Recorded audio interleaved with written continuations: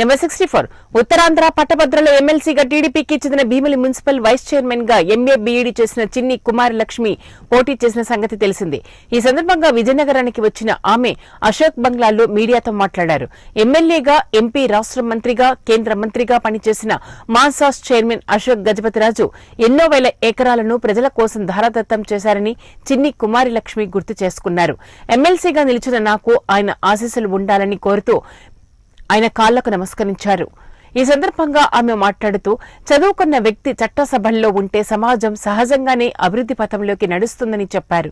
వచ్చే ఏడాది మార్చిలో జరగనున్న పట్టభద్రుల స్థానంలో అటువంటి అభ్యర్థినే గెలిపించుకోవాలని అన్నారు.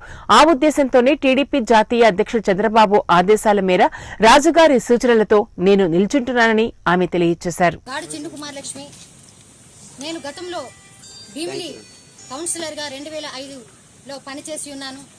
తరువాత కాలంలో మున్సిపల్ చైర్పర్సన్ గా కూడా ఈ తెలుగుదేశం పార్టీ మేము చేసినటువంటి సేవలకు గుర్తింపుగా మాకు చైర్పర్సన్ పదవిని కూడా ఇచ్చినందుకు నేనెంతో పార్టీకి కృతజ్ఞతలు.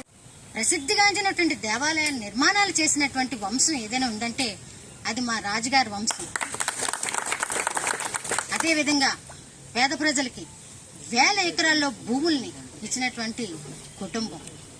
అటువంటి రాజుగారి కుటుంబం చల్లగా ఉండాలని, ఆయన ఆశీస్సులు మా మీద ఎప్పుడూ ఉండాలని నేను కోరుకుంటున్నాను మీ మా తెలుగుదేశం కుటుంబ సభ్యుల యొక్క సమక్షంలో. అదేవిధంగా ఈరోజు ఎమ్మెల్సీ క్యాండిడేట్గా నాకు ఒక ధైర్యం, నా తెలుగుదేశం కుటుంబ సభ్యులందరూ కూడా ప్రజలందరూ కూడా నాకు అండదండలుగా నిలుస్తారని నేను విశ్వసిస్తున్నాను. నేను ఎంఏ బీఈడీ చేశానండి.